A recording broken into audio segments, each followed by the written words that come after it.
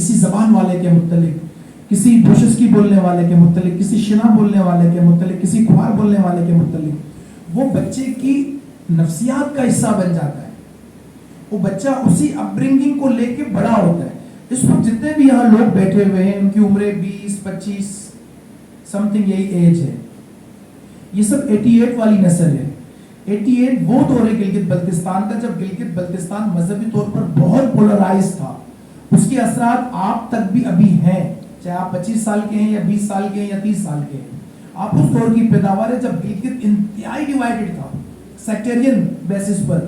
تو یہ جو گھروں کی ڈیبیٹ ہے، یہ جو آپ کی ارتقائی نفسیات ہے، ایک جو ایولیوشنری سائیکولوجی آپ لوگوں کی، یہ آپ کو سنی، شیعہ، اسماعیلی اور بدخشانی اور نور بخشی میں بانٹتی ہے. اب کب وہ گراؤنڈ بنے کہ گلگت بلتستان کے لوگ نیشنلسٹ بنیادوں پر سوچنا شروع کریں؟ اب یہ گراؤنڈ بننا شروع ہوا ہے. آپ لوگ جب یہ ڈیبیٹ لے کے جائیں گے نا کہ جی ہمیں سیکٹرنزم قبول نہیں ہے، ہر ایک کی اپنی شناخت ہے. اپنے شناخت کے ساتھ رہتے ہوئے آپ اپنے مجموعی مفادات کی بات کیجئے. شناخت آپ سے کوئی نہیں چھین رہا، کوئی بھی نہیں چھینتا کسی سے کسی کی شناخت. لیکن اگر وہ شناخت اجتماعی جدوجہد کے راستے میں عائل ہو، اگر وہ شناخت متحدہ جدوجہد کو روکتی ہے، تو وہ شناخت آپ کو بھی فائدہ نہیں دے گی.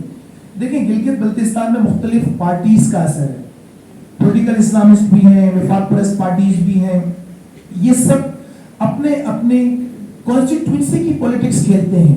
اگر گلگت بلتستان کے لوگ انتخابی سیاست سے بالا تر نہیں ہوں گے، کانسٹیٹوئنسی پولیٹکس سے باہر نکل کر نہیں سوچیں گے، یہ اسی طرح تقسیم رہیں گے اور اسی طرح ان کو مزید اب نئی تقسیموں میں، دیکھیں وہاں علاقہ وائز تقسیم بھی ہے، گاؤں وائز تقسیم بھی ہے، ڈسٹرکٹ وائز تقسیم بھی ہے. مطلب کتنی تقسیم ہوگی؟ مطلب کبھی آپ نے یہ سنا ہے کہ کراچی کا بندہ یہ کہے کہ میں لالو کھیت کہوں، میں عزیز آباد کہوں، میں لیاقت آباد کہوں؟ ٹھیک ہے لوگ رہتے ہیں، لیکن یہ تقسیم کا مقصد یہ تو نہیں ہے. لیکن وہاں پر جی نگری، چلاسی، دارینی اور فلاں اور یہ اتنا زیادہ ہے کہ وہ اپنے نام کے ساتھ لکھتے ہیں. آپ کو دیکھیں BSO جب بنی تھی 1967 میں، تو چونکہ بلوچستان بھی ایک قبائلی معاشرہ ہے، تو وہاں ایک بات طے کر دیا گیا تھا کہ آپ اپنے نام کے ساتھ اپنے قبیلے کا نام نہیں لکھیں گے، آپ صرف بلوچ لکھیں گے. ایک پولیٹیکل قوم، ایک سیاسی قومیت کے تصور کو ابھارنا ہے.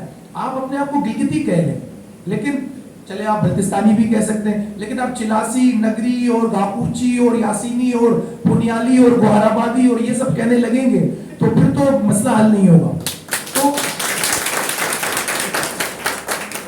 تو آپ لوگوں کو سیاسی قوم بننے کی ضرورت ہے. آپ قوم نہیں ہے اس وقت، یہ بات سمجھیں جو میں کہہ رہا ہوں. قوم کے سیاسی مفادات ہوتے ہیں، خطہ اس کی شناخت ہوتی ہے، آپ کے پاس تمام ریکوائرمنٹ ہے، لیکن آپ نیشن نہیں بننا چاہیں. آپ بلکہ اپنے آپ کو چھوٹے چھوٹے علاقہ وائز، گلی وائز، محلہ وائز، UC وائز شناختوں اور تقسیموں میں اپنے آپ کو ڈال رہے ہیں.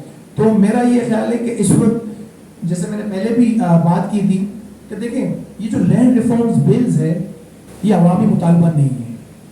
گلگت بلتستان کی 20 لاکھ آبادی نے کہاں یہ مطالبہ کیا تھا کہ لینڈ ریفارمز ہونی چاہیے؟ یہ مطالبہ کہاں سے آیا ہے؟ آپ اس کو کوشچن کیجئے. یہ کون لوگ ہیں جو یہ لینڈ ریفارمز بل آپ پر مسلط کر رہے ہیں؟ ہم تو ریئیکشن دے رہے ہیں. یہ لانے والے کون ہیں؟ کیا یہ عوام کا مطالبہ تھا؟ کیا گلگت بلتستان کے عوام یہ چاہتے تھے؟ تو پھر کوئی بات بھی ہو، پھر بھئی اسمبلی بھی ہو، لیجسلیٹو کونسل بھی ہو، پھر اسلام آباد بھی ہو، پھر پارٹیز بھی ہو. یہ عوامی مطالبہ نہیں ہے. یہ کوشچن ہونا چاہیے. یہ سوال ہی، یہ مسئلہ ہی عوامی نہیں ہے. یہ کس نے کہا؟ کیا کوئی جلوس نکلا کہ لینڈ ریفارمز ہمیں چاہیے؟ کیا کوئی جلسے ہوئے؟ کیا کوئی دھرنے ہوئے؟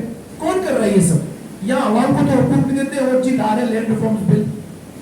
تو گلگت بلتستان کو ایک سیاسی قوم بن کر اپنے مسائل کے حل کے لیے مشترکہ جدوجہد کرنی چاہیے اور اس جدوجہد کے لیے سپورٹ پورے پاکستان سے ڈھونڈنی چاہیے.